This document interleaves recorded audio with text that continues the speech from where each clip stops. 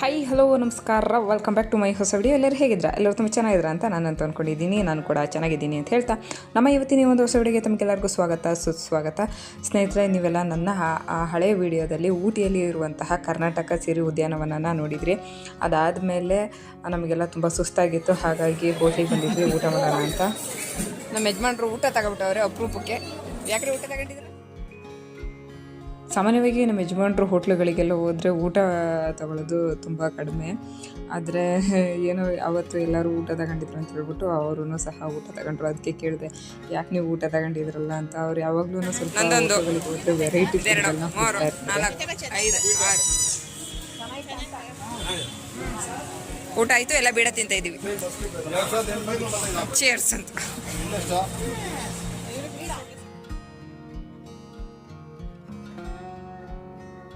ಊಟ ಆದಮೇಲೆ ಎಲ್ಲರೂ ಹೊರಗಡೆನೆ ಬಿಡೋ ಸ್ಟಾಲಿತ್ತು, ಅಲ್ಲಿ ಹೋಗಿ ಎಲ್ಲರೂ ಬಿಡನ ಹಾಕೊಳ್ತಾ ಇತ್ತು. ಅವ್ರದ್ದು ಅಂತ ಇದು ನಮ್ದು ಕಾರು, ನಾವು ಅರಪ್ಲುಗೋಡು ತಲುಪೋ ತನಕ ನಮ್ದು.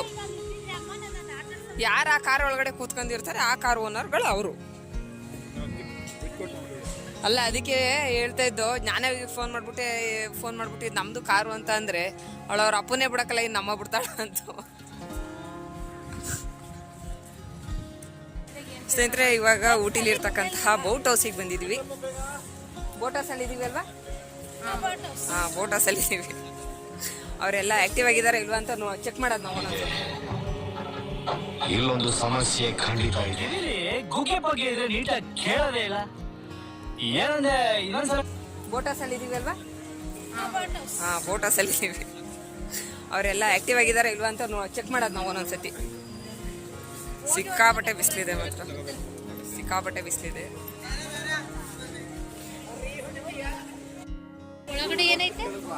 ಎಷ್ಟು ಒಪ್ಪೋಣ? 240 ರೂಪೀಸ್. ಎಷ್ಟು ಜನಕ್ಕೆ? ಒಬ್ರಿಗೆ 20.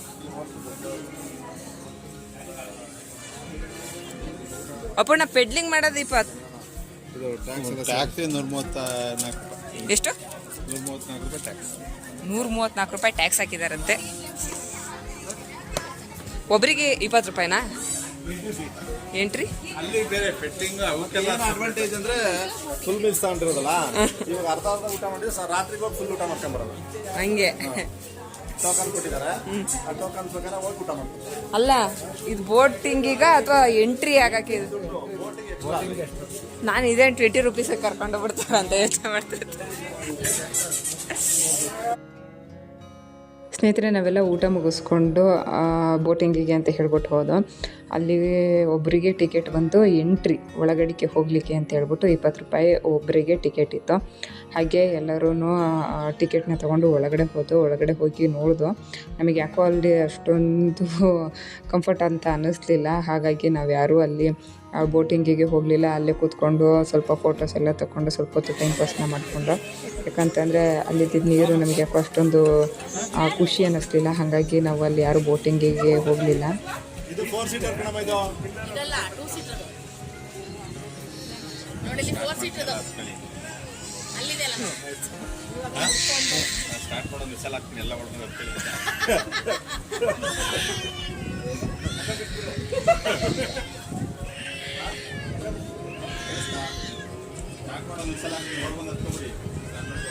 ಇವಾಗ ಮತ್ತೆ ನೆಕ್ಸ್ಟ್ ಎಲ್ಲಿಗೆ ಹೋಗೋಣ? Botanical garden. ಹಾಂ, ಸರಿ, ಓಕೆ ಮೇಡಮ್. ನಾನೇನು ಮಾಡ್ತಿರ್ಲಿ? ಸುಮ್ಮನೆ ಫೋಟೋ ತೆಗಿರ್ತಾರ. ಎಲ್ಲಿರ್ಲಿ? ಇಲ್ಲಿ ಬನ್ನಿ, ಆ ಕಡೆ ಅವರಿಗೆ ಕೊಡೆ.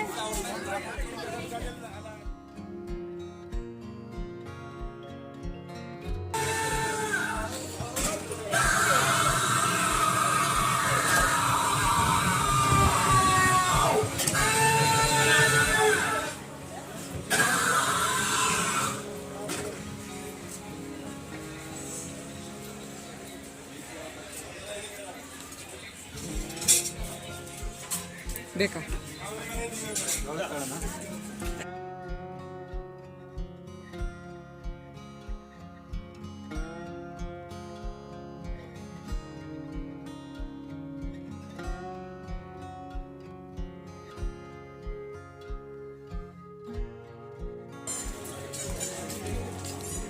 Full round, half round, full round, double round, rated are per head and fixed. Photo charges Sumana.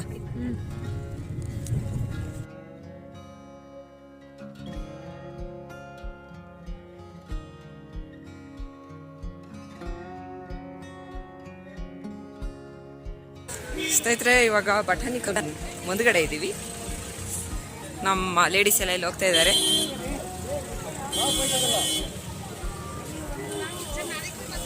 Ticket counter 7ರಿಂದ 6:30 ಟೈಮಿಂಗ್ಸ್.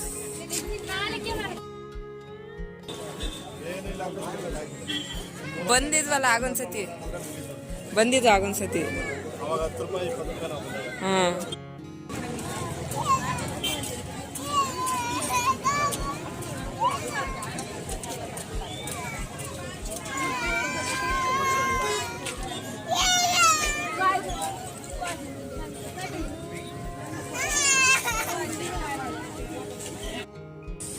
ನಮ್ಮ ಬ್ರದರ್ ಇಂದ ಇದಾರಲ್ಲ, ಅವ್ರ ಕಡೆಯಿಂದ ಫ್ರೀಯಾಗಿ ನಮಗೆ ಕೊಡ್ತಾ ಇದ್ದಾರೆ. ಎಂಟ್ರಿ ಫೀಸ್ ನಾನೇ ಕೊಡಿಸ್ತೀನಿ ತಗೊಳ್ಳಿ ಅಂತ. ಸ್ನೇಹಿತರೆ, ನಾನು ನನ್ನ ಮಗ ಮಾತ್ರ ಈ ರೀತಿ ಹೊರಗಡೆ ಹೋದಾಗ ಹಠ ಮಾಡ್ತೇನೆ, ಗಲಾಟೆ ಮಾಡ್ತಾನೆ ಅಂತ ಅಂದ್ಕೊಂಡಿದ್ದೆ. ಇಲ್ಲ, ಕೆಲವು ಮಕ್ಕಳು ಹೀಗೆ ಅಂತ ಅನಿಸುತ್ತೆ. ಅವ್ರ ಪಾಪ ಮಗು ಸಿಕ್ಕಾಪಟ್ಟೆ ಗಲಾಟೆ ಮಾಡ್ತಾಯಿತ್ತು. ಅವ್ರ ಅಮ್ಮ ಪಾಪ ಇನ್ನೂ ತಗೊಳ್ತಾಯಿದ್ರು, ನೋಡಲಿಕ್ಕೂ ಸಹ ಬಿಡ್ತಾಯಿರಲಿಲ್ಲ. ಅಷ್ಟು ಕೊಟ್ಲೆ ಇಡ್ತಾಯಿತ್ತು. ಅದಾದಮೇಲೆ ಒಬ್ಬೊಬ್ಬರಿಗೆ ಇಲ್ಲಿ ಒಳಗಡೆ ಎಂಟ್ರಿ ಫೀಸ್ ಬಂದು 100 ರೂಪೀಸ್ ಇತ್ತು. ನಾವು 12 ಜನ ಇದ್ದಿದ್ದರಿಂದ 1200 ರೂಪಾಯಿ ಎಂಟ್ರಿ ಫೀಸ್ ಕೊಟ್ಟು ಒಳಗಡೆ ಹೋದು.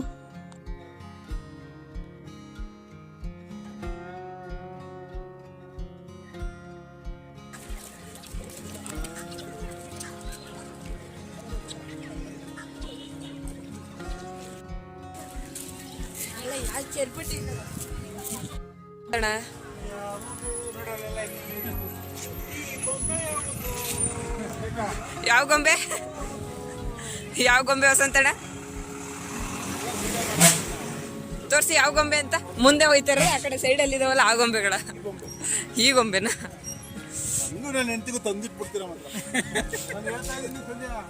ಅದಕ್ಕೆ ನೀವು ಅಂತ ಏನು ಹೇಳಿಲ್ಲ. ಅದಕ್ಕೆ ಅವ್ರು ಹೇಳ್ತಾ ಇರೋದು ಯಾವುದೋ ಈ ಗೊಂಬೆ ಯಾವುದು ಅಂತ ಆ ಕಡೆ ನೋಡ್ಕೊಂಡು ಹೇಳ್ತವ್ರೆ. ಯಾವುದೋ ಈ ಅಂಕಲ್ ಯಾವುದು ಅಂತ ಬೇಕಿತ್ತಾ? ಸುಮ್ಮನೆ ಇದ್ದಿದ್ರೆ.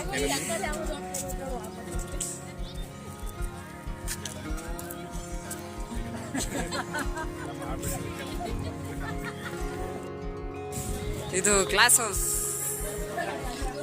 ಇದ್ರೊಳಗಡೆ ಕಲರ್ಫುಲ್ ಆಗಿರೋ ಹೂಗಳಿರ್ತವೆ. ಗ್ಲಾಸ್ ಹೌಸಲ್ಲಿ ಮಾತ್ರ ಯಾವಾಗ್ಲೂ ಅಷ್ಟೇ ಇದೇ ರೀತಿ ತುಂಬ ಅಂದರೆ ತುಂಬ ಕಲರ್ ವೆರೈಟಿ ಆದಂತಹ ಹೂಗಳನ್ನ ನೀವು ಯಾವ ಸೀಸನಲ್ಲಿ ಹೋದ್ರೂ ನೋಡಲಿಕ್ಕೆ ನಿಮಗೆ ಸಿಗುತ್ತೆ. ತುಂಬ ಅಂದರೆ ತುಂಬ ಅದ್ಭುತವಾಗಿರುತ್ತೆ. ಊಟಿಯ ಸ್ಪೆಷಾಲಿಟಿ ಏನಪ್ಪ ಅಂತ ಅಂದರೆ, ನಮಗೆಲ್ಲರಿಗೂ ಗೊತ್ತಿರುವ ಹಾಗೆ ಅಲ್ಲಿಯ ವೆದರು ಸಿಕ್ಕಾಪಟ್ಟೆ ಯಾವಾಗಲೂ ಕೋಲ್ಡಾಗಿರುತ್ತೆ. ತುಂಬ ಅಂದರೆ ತುಂಬ ಚೆನ್ನಾಗಿರುತ್ತೆ. ಹಾಗೆ ಅಲ್ಲಿರುವಂತಹ ಹಚ್ಚ ಹಸಿರು ಅಂತ ಹೇಳ್ಬೋದು. ಎತ್ತಲಿಂದ ಎತ್ತ ನೋಡಿದರೂ ಕಣ್ಣಿಗೆ ಬರೀ ಹಸಿರು ಮಾತ್ರ ಕಾಣಿಸ್ತಾ ಇರುತ್ತೆ. ತುಂಬ ಅಂದರೆ ತುಂಬ ಚೆನ್ನಾಗಿದೆ. ಈ ಹೂವು ಅಂತೂ ನನಗೆ ಸಿಕ್ಕಾಪಟ್ಟೆ ಇಷ್ಟ ಆಯಿತು. ರೆಡ್ ಕಲರು ಇಷ್ಟು ಚಿಕ್ಕದಾಗಿತ್ತು. ತುಂಬ ಅಂದರೆ ತುಂಬ ಚೆನ್ನಾಗಿತ್ತು. ಬರೀ ಇಲ್ಲಿನ ಹೂವು ಅಂತಲ್ಲ, ಇಲ್ಲಿನ ಒಂದು ವೆದರ್, ಪ್ರಕೃತಿ ತುಂಬ ಅಂದರೆ ತುಂಬ ಚೆನ್ನಾಗಿತ್ತು.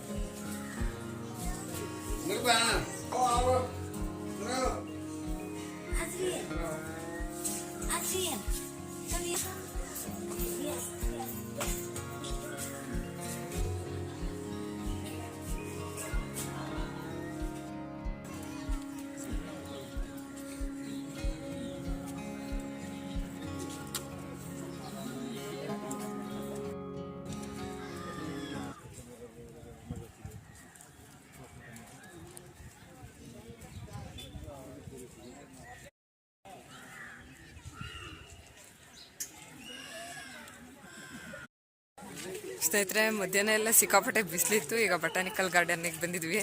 ಇಲ್ಲಂತೂ ಆಗಲೇ ನೀವಿಲ್ಲಿ ಹಿಂದೆ ನೋಡ್ತಾ ಇರ್ಬೋದು, ಹಿಮ ಬೀಳ್ತಾ ಇದೆ, ಚಳಿ ಶುರುವಾಗಿದೆ. ವೆದರ್ ಒಂಥರ ಕೂಲ್ ಆಗಿದೆ. ಸಮಯ ಈಗ 4:15 ಆಗಿದೆ.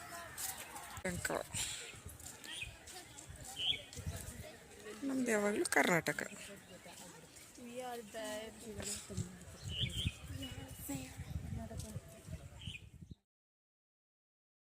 ಸ್ನೇಹಿತರೆ, ನೀವು ಇವಾಗ ಇಲ್ಲಿ ನೋಡ್ತಾ ಇರುವಂತಹದ್ದು 20 ಮಿಲಿಯನ್ ಇಯರ್ಸ್ ಹಿಂದೆ ಇದ್ದಂತಹ ಒಂದು ಮರದ ಒಂದು ತುಂಡಂತೆ ಇದು.